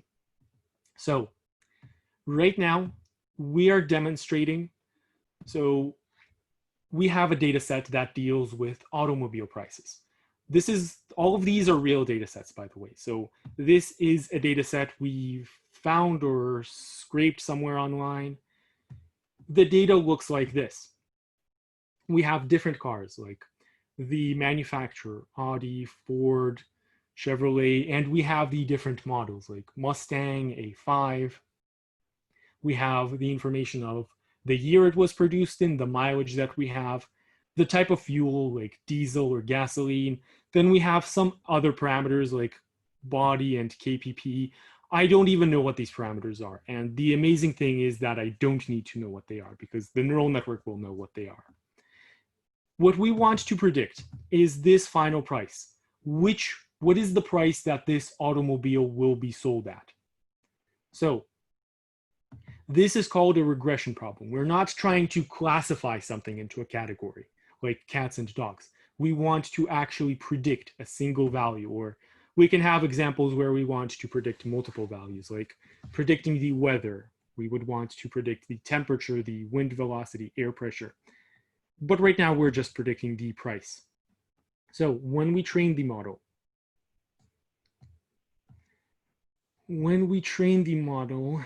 it's going to be slow. It's going to lag. Okay, there we go. So here we have 50 epochs.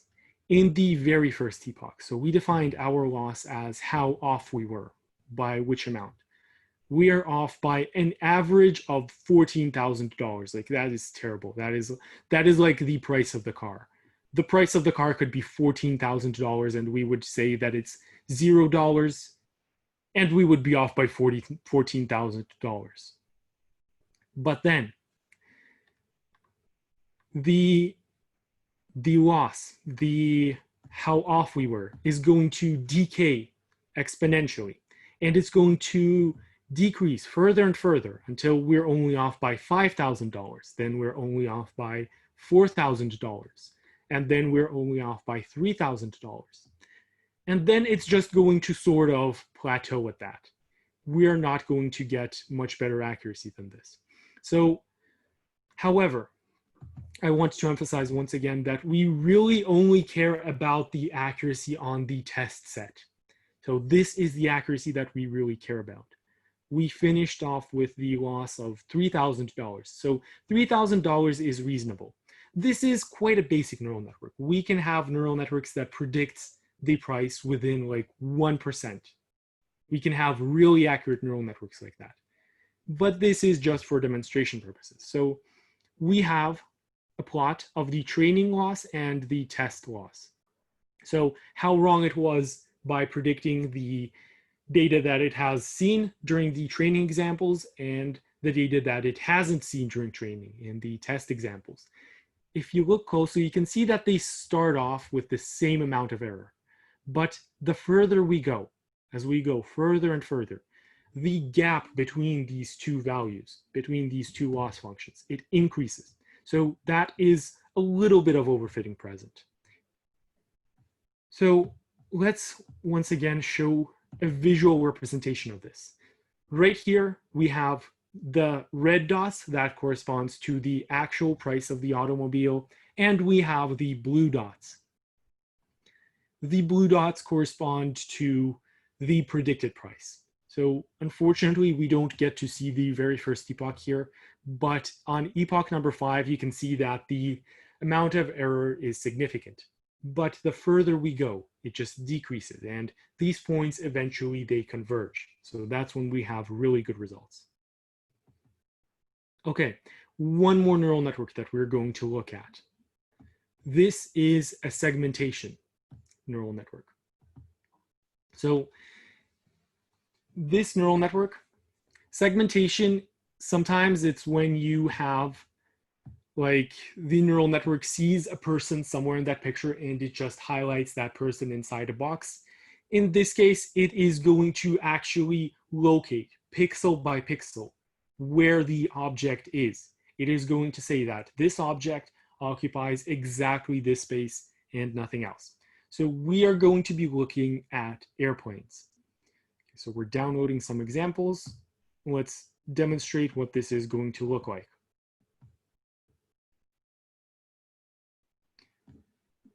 So we have several different architectures that we are going to be trying out.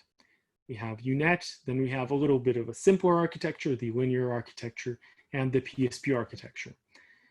And we'll be seeing what all of them give us. So this is what our data looks like. In the top row, we have the original image, and in the bottom row, we have the segmented image. So you can see here this airplane, and then beneath it, you just see the airplane that's highlighted in this red color, nothing more, nothing less, and the whole background just gets blanked out. So first, we're going to try out the U-Net architecture. Right away, we can see that the accuracy is quite significant. It's already from the first epoch, 92, 93% accuracy. Then it goes on to like 98, 99% accuracy. But once again, we really only care about the test set. So first epoch, terrible, 14.8%, terrible, terrible. 75%, a bit better. Then we see this seesaw. We have 90%, and then that jumps down to less than 70%. So that's an example of the neural network going through a whole epoch training and knowing less at the end of that training session than before. But the general tendency is for this to go up. So right after that, it bounces back even higher. And then it ends up like 98% accuracy is the maximum. But in the final epoch, we have 96% accuracy or 96.5% accuracy. So let's once again look at a visual sort of representation of this. We have these images, so that's the original image. And right about now, it's supposed to start showing what the neural network is going to be generating at every epoch. Okay, there we go. So this is the first epoch. Terrible, terrible, terrible, terrible. Just a big blob. Thinks that everything is part of the airplane. Then it receives something like these silhouettes that they sort of generally have something in the realm of the correct shape. Okay, so this was the third epoch, and then we have the fourth epoch. Like it just becomes a lot worse. But then it becomes better.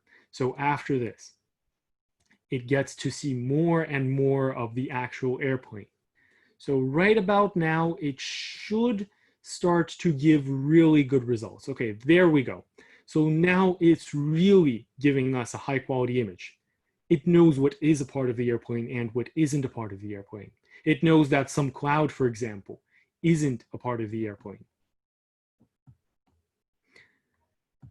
And then we're going to try the same procedure, but we are going to use a little bit of a simpler architecture and see what result that can give us. So this is the end result for the previous architecture. You can see the mask that is applied on top of the airplane, and it is just perfect, exact. But then we train a new architecture, and we get only 80% accuracy, so not as good. Let's visualize the results of that.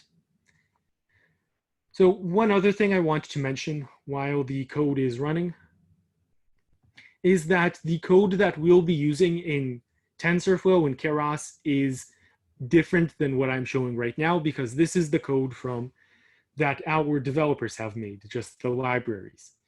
The code that we have available to us in Keras and TensorFlow is a little bit more complicated, but it's not really much more complicated. It's just a little bit different. So it's easy. This is what the simpler architecture gave us. It has some weird preference for outlining the contours of the airplane, which is really neat, but that's not quite what we want. And then it also has a bunch of artifacts in the image, like these horizontal, or rather these vertical lines, or this weird gradient that it leaves. So once we apply this mask to the airplane, we see that this is really no good. Like here, it classifies the cloud as being part of the airplane. Not good. Then we're going to do this again with the PSP architecture. PSP is just another architecture that we predefined. We see here one very interesting thing to note. Note that the accuracy on the training set is really, really high, 97.5%. So that is high, but the accuracy on the test set isn't as high. In fact, it stays at 80%. In fact, it's peaked out at 86%, but then it decreases. So that is when we have overfitting. We want to stop training the neural network before then. Ideally, we also have a bunch of methods that we go over in the main course. It's a whole science as to how to sort of combat overfitting, how to prevent overfitting. There are a bunch of different methods we can use. We can drop out some neurons, we can reorganize the data. Usually we drop out neurons. So this is the result that this neural network gives us. It's much better than what we had before with the linear architecture, but not quite as good as what we had with the first architecture. So based on these results, we would know that the first architecture was the best. So if we would want to squeeze out even better results, we would be playing around with the original architecture, seeing what we can change there to give us even better results. Okay, with that, let's go back to our main presentation. So we are going to wrap up this presentation by talking a little bit more about data science and neural networks. We are a commercial university, so we offer courses, very in-depth courses that go from start to finish, everything about neural networks, all of the different types of neural networks, starting from the basics down to deep learning. Then we offer more comprehensive courses that deal with each subset. But right now, I will be talking about our main course. So it might interest you to learn what kind of opportunities are available to AI developers. AI developers in the United States earn somewhere between $45,000 to $85,000 a year. That is an entry-level wage. So $45,000 is something that you'd probably see in Middle America, and $85K, that's like New York, Los Angeles. So wages for AI developers are high. This is entry-level wage. Then after that, so one other thing I want to mention, AI developers receive a little bit bigger wages. Their wages are a little bit bigger than any other kind of developers. So if you look at the job opportunities for game developers, for web developers, for people who just work with data, all of those programmers are going to be receiving something like 10–15% less. AI developers, AI is this very hot, very new field that is really in demand right now. So that is why the wages are a little bit higher. At the end of our main course, you will learn everything that you need to know to become a junior AI developer. This goes for people who come from all sorts of backgrounds. Like we have middle schoolers who have taken our courses and they do well. So it is not necessary to know, well, actually we have two streams. So our main stream, which we call the light stream, is oriented towards the people who don't sort of have a background in programming, who don't have a ton of experience working in any programming languages. People who come to us from the medical sector, people who come to us from the banking sector, real estate, fresh out of high school or college, anything. We have dealt with tons of people like that, and we have the course. We know everything how to teach you to be able to learn all of the information that you need. At the end of our course, we guarantee job placement. we have our own domain, within which we can find different, like, people, companies actually come to us. They ask us for the different developers that have graduated from our courses. And this is going to be signed in the contract, by the way. We absolutely guarantee job placement. We will be sending interviews your way for however long it takes until you get a job, until you get a job offer. So we guarantee job placement in the AI industry. So it's just a matter of time, really.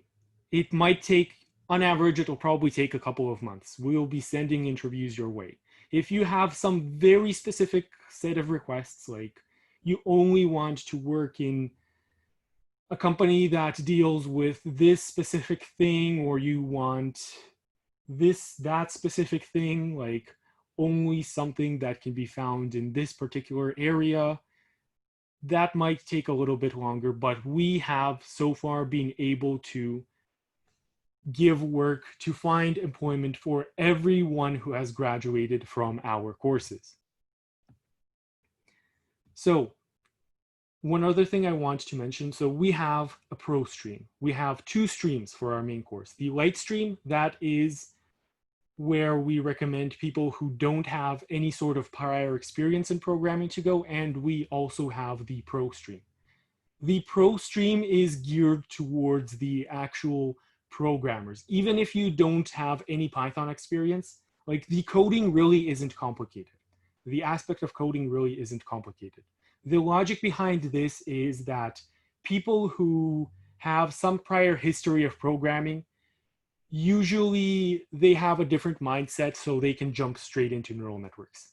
Our light course, the first 13 lectures just deal with the sort of prerequisites. We deal with a little bit of the math. Once again, nothing too complicated. We deal a little bit with all of the frameworks that we'll be using, like NumPy, Pandas, and so our very first course is like a very basic introduction to Python, how to code in Python. If you haven't programmed before, or in general, if you're feeling unsure of yourself, we recommend the light stream.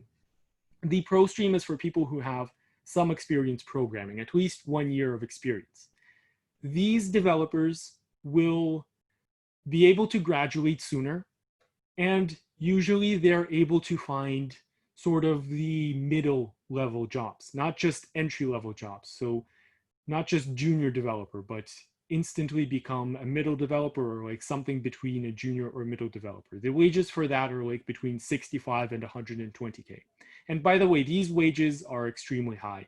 For senior programmers, that's for like the real pros out there, they can earn 300K a year without too many problems. And for the real pros, it goes even higher. So at the end of our course, you will learn how to create a neural network. You will learn everything that you need to know about all the different types of neural networks that we have, and all of the going down to deep learning. And after that, there are opportunities to advance even further. So we also have some people that come to us with so like sometimes the company sends us an employee to sort of train them up a little bit, but that company also wants a specific neural network. So as a commercial university, we do both. We train people and we fill out orders. We create neural networks.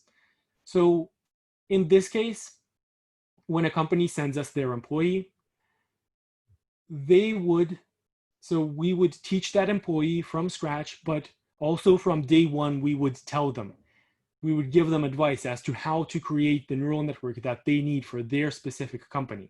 So we would be giving them tons and tons of advice, starting with how to collect the data set, what to choose as the architecture, maybe what to include in the data set. And at the end of our course, everyone performs some sort of thesis project. It can be any thesis project that you want. So that thesis project, also I want to say right away that no one ever fails it, because we offer as much support as is required in order for you to learn everything that you need to know. We have an oral exam at the end of the course, and we have the thesis project, and no one fails at either of these. So our main course is going to be, the light stream is going to be 39 lectures long. So each lecture is going to cover some specific topic, and it's going to take about 10 hours to learn everything. There's going to be homework at the end of every lesson. That homework is going to be evaluated. Then we're going to take up this homework as a class. So all of that takes roughly 10 hours per lesson. We have one lecture per week, and sort of learning one topic takes 10 hours. You can view the lecture live. You can view its recording after it's sort of aired live. So it takes 10 hours plus minus. For some people, it might take a little bit less. For some, a little bit more. It also depends on the exact topic, but that's the general gist of things. The pro stream jumps straight into working with neural networks. The pro stream skips the first 13 lectures where we talk about programming in Python, some of the little bit fundamentals of math and the frameworks, and just jumps straight into neural networks.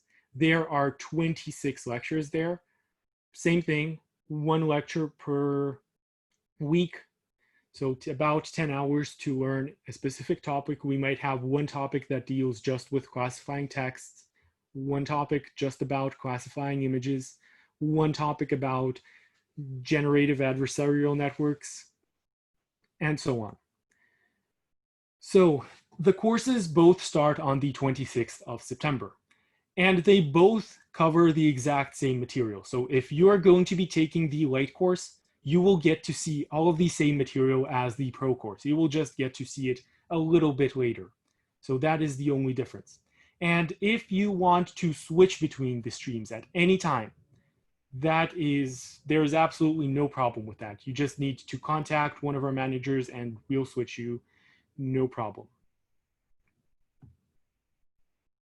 Okay, so we have a question. I am a keyboard activist on Facebook and IG.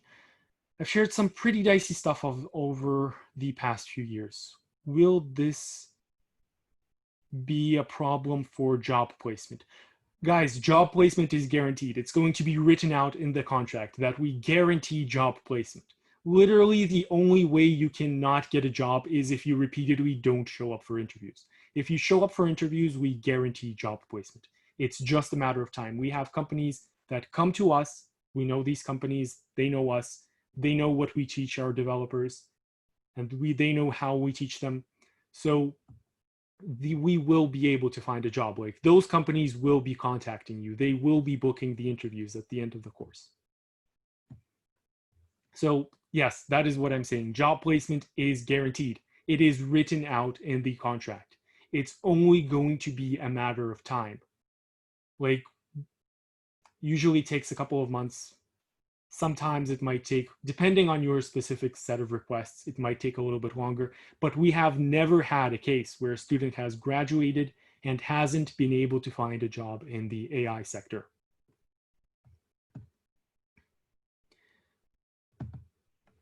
Do your partner companies give their own coding challenges, or is hiring based exclusively on the program and work that you've already done? Every company is different. Some companies, they trust us. They know that if someone has graduated, then they know something. Other companies will ask you to complete some sort of challenge. So it depends. But after the end of our course, you will be able to complete that challenge. Especially if it's an entry-level job, it's going to seem like an easy challenge comparing to what we're going to be learning, because our main course really delves quite deeply into all of these things. So we have a team of curators working 24/7. You can text us, ask us any questions that are related to the courses. I'm not joking, by the way, 24/7 for the entire duration of the course. So these TAs, we will be checking homework, we will be responding to any sort of questions you might have. You can text us anytime you want on WhatsApp or on Slack or any other platform, or you can book like a video chat with us, like a Skype conference or a Zoom conference. If you'll be texting us, then usually we'll respond in like 5 to 10 minutes, 24/7. So we always have someone on standby. Any topic about the course. So sometimes we might have situations like if a lot of people ask the same question at the exact same time, the response time could feasibly be a little bit longer. But if we keep seeing that that's the case, like many times, then we will just hire more people to make sure that the response time is quickly. So 99% of the time we'll be responding within like 5 to 10 minutes. If sometimes it happens that a TA doesn't know the answer to some question, at the very least we would say that we see your question and we would consult someone and get back to you. But 99% of the time we will be responding like very quickly. All of the learning in our courses is going to happen remotely. So all of the lectures are going to take place remotely, and you can view them either live or you can view the recording. All of the job interviews are going to happen remotely. Everything is going to be remote. So at the end of the course, we have an oral exam. That is going to be remote. We have, so creating all of your thesis project, that is going to be remote. Us asking you about your thesis project, that's going to be remote. And then at the end of the course, we will give you a certificate. So we can either mail it to you by mailing address, or we can send a courier, whichever is more convenient to you. Everything is going to happen remotely. Okay, let's talk about the pricing. So our main courses cost $3,490. This course lasts 6 or 9 months, depending on the stream that you'll be taking. And it's really in-depth. So with that price comes 24/7 TA assistance for however long the course is. So if you're taking the light stream, you get our assistance, unlimited assistance for 39 weeks. For the pro stream, unlimited assistance for 26 weeks. That comes with guaranteed job placement. Excuse me. That comes with a guarantee of job placement. We will write it out in the contract that at the end of the course, you will be able to find a job. We will send job interviews your way until you get a job offer. We also have internships. So sometimes people might want something on their resume, like for example, the medical AIs that we're working on, where they classify a disease based on some pictures, or the self-piloting drone, or the neural interface. We have internships where you can help with that. So you could put on your resume that you actually worked on AI projects. For now, the internships are unfortunately unpaid, but we are going to be looking to make them paid in the future. And that also comes with a certificate that verifies that you have completed our course. And a lot of companies actually look at that. So those companies will be able to contact you. They will actually be contacting you on our behalf and giving you job interviews. Okay. So for payments that happen before the 6th of August, we also have 2 gift courses. The first gift course is Introduction to Artificial Intelligence. This is just a very chill, relaxed course where it's 7 lectures long. Each lecture is 30, 60 minutes long. We just talk about the different types of neural networks that we have, where we can apply them. We talk how companies go about realizing some AI project, how people collect databases. We talk about the sort of hardware requirements for all of this. So that's a very chill, fun, relaxed course. Then we also have the Introduction to Python course, the basics of Python. This course is very useful. I highly recommend people to take it. So it contains the first 7 lectures from the light course. So sort of like the course starts on the 26th of September, right? So if you pay early before the 6th of August, you can spend this time learning all of the material for the first 7 lectures. And when we get to starting our main course, you will have a big advantage. This course, I strongly recommend people to take it, especially if you're thinking about taking the Pro Stream, because it contains a lot of useful information that won't be available to you. So if you're taking the Pro Stream, you'll be able to look at some lectures in the Basics to Python course, and you'll also be able to, so you'll be able to get a head start on that, and you'll be able to get a head start in terms of finishing the Pro Stream, which is 6 months long versus 9 months long. In this course, we talk, so the first lecture is just the very basics of Python. If you know a little bit of Python, that might not be as useful to you, but the next lectures deal with the sort of less widely known stuff, like the specific libraries. We talk about NumPy, the theory behind which NumPy was built, how it's built on top of C++ instead of Python so it can run some things faster. Or we talk about pandas, how all of that works. So all of these libraries, like I can say from personal experience, when I first took the course, I knew Python fairly well, right? Like I had well over a year of Python experience prior to that. And I even knew some of these libraries. In fact, I knew all of these libraries to some extent. But the lectures that actually deal with these libraries, they go much deeper into their theory, into all of the functionalities that they offer than you would otherwise expect, than you might know, for example, in my case at least. So at the end, when it came time to work with all of the neural networks, it was really the difference between spending 5 hours trying to solve some specific problem, not knowing how it's solved, like what to do, which function to use, which method, or how to pre-process the data, versus knowing exactly like, okay, this library contains this exact functionality and this exact function, and I just need to spend 30 seconds looking up its syntax on Google. Like I've had tons of results. This is just my personal experience. I've had tons of results where that saved me a lot of time and a lot of stress. So if possible, I would recommend to look at that course. And these lectures in the Basics to Python course, they do have homework at the end. Okay, and that concludes our presentation. Folks, everyone, thank you so much for your attention. So if anyone has any questions regarding any organizational things, so you can ask them right now if you want. And for any questions that I haven't been able to answer, if that's the case, I am really sorry. I know that happens sometimes. You can email our managers. So you can text them on WhatsApp. You can visit the website. There is sort of a chat box through which you can talk to our managers there. Can the prices for the courses be paid monthly instead of in full? That is the question for our sales manager.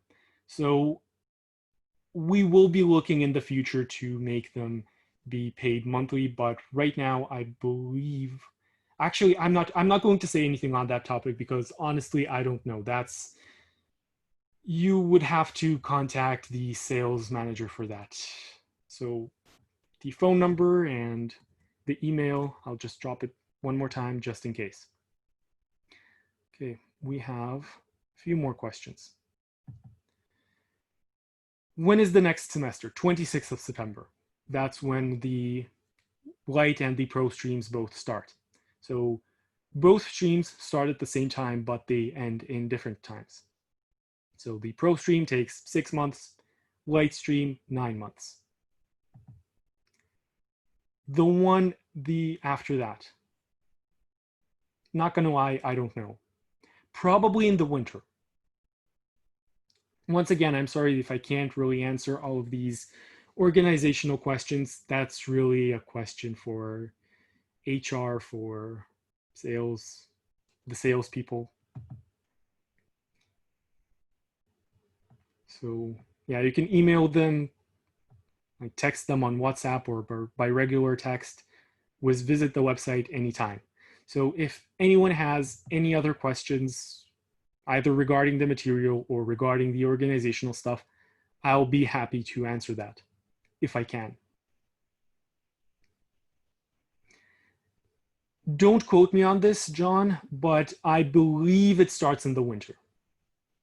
So I could be wrong about that, but I believe we usually have, so it would probably start like December or February, somewhere very roughly, but I have no idea. You'd be better off asking the actual people that deal with that.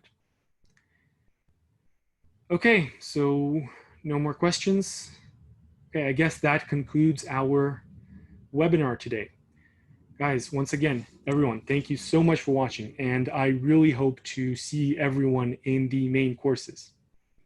So the main courses, they will start off with the basics, and by the end, we will be covering everything. So I really hope to see everyone there. So I guess that's it. If anyone has any questions.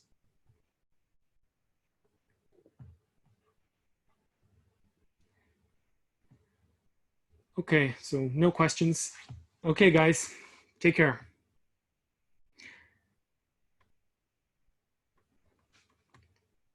Yeah, thank you. Thank you for being here. So take care, guys. Everyone, best wishes, best of. Okay, we have one more question.